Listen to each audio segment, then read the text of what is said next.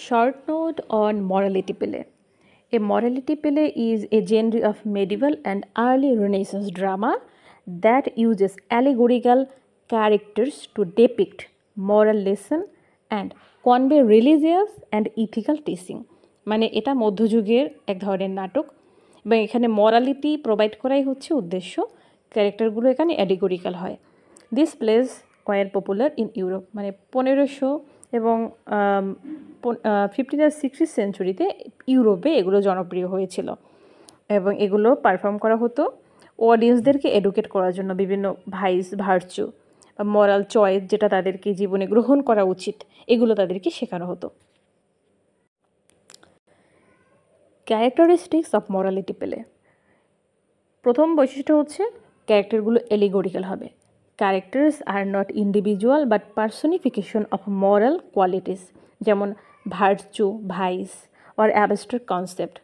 উদাহরণ হিসেবে আমরা বলতে পারি the characters like Everyman, good deeds, knowledge and death. তারপর হচ্ছে এখানে পারপাস হচ্ছে ডিডাক্টিক। প্রাইমারি গোল হচ্ছে মানুষকে মরালিটি বা হচ্ছে রিলিজিয়াস ভ্যালু শেখানো, যেটার মধ্য দিয়ে মানুষের আত্মা মুক্তি খুঁজে পেতে পারে। এখানে গুড অ্যান্ড ইভিলের মধ্যে একটা কনফ্লিক্ট ব্যাটল দেখানো হয়। প্লটটা এখানে সিম্পল হবে। Story line is straightforward and depicting the protagonist journey or struggle to achieve moral spiritual redemption.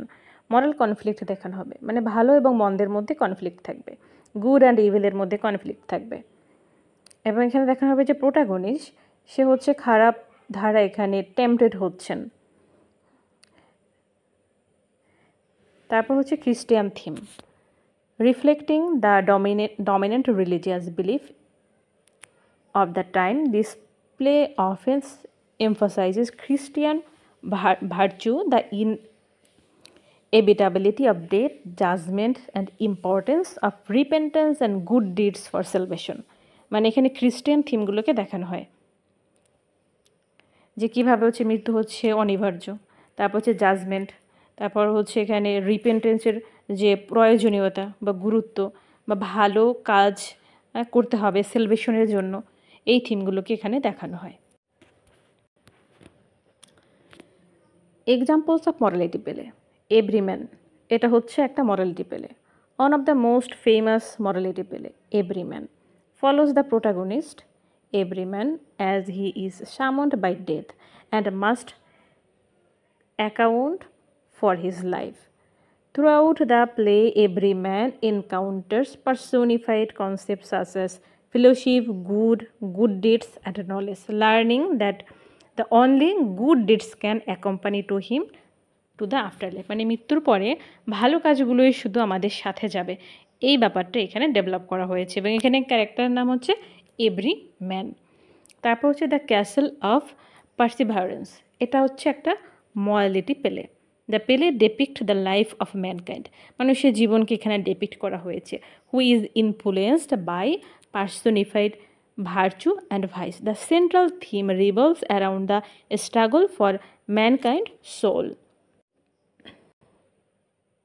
Highlighting the importance of repentance and divine grace.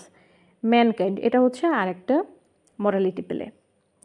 Mankind portrays the protagonist battle against the temptation of vice and his eventual redemption through the intervention of mercy and other virtue. মানে vice মানে পাপ দ্বারা সে tempted হয়েছিলেন, সেটার সাথে এই protagonist battle করেছেন, সংগ্রাম করেছেন এবং শেষ পর্যন্ত তার মধ্যে ইভেনচুয়াল রিডেমশন এসেছে, মুক্তি এসেছে, এটাই এখানে দেখানো হয়েছে। তারপর দ্য প্রাইড অফ লাইফ, এটা একটা morality play. This morality play focuses on themes of pride and humility, with the protagonist King Life representing human pride. এখানে মানুষের মধ্যে যে অহংকার সেটাকে দেখানো হয়েছে। The play emphasizes the transient nature of earthly power, যে পৃথিবীর কোনো কিছু নিয়ে যে অহংকার করার ব্যাপারটা এটা উচিত না, সব কিছুই হচ্ছে ট্রানজিয়েন্ট, কোনো কিছু এখানে স্থায়ী না। এবং the importance of humility and repentance, এটা দেখানো হয়েছে।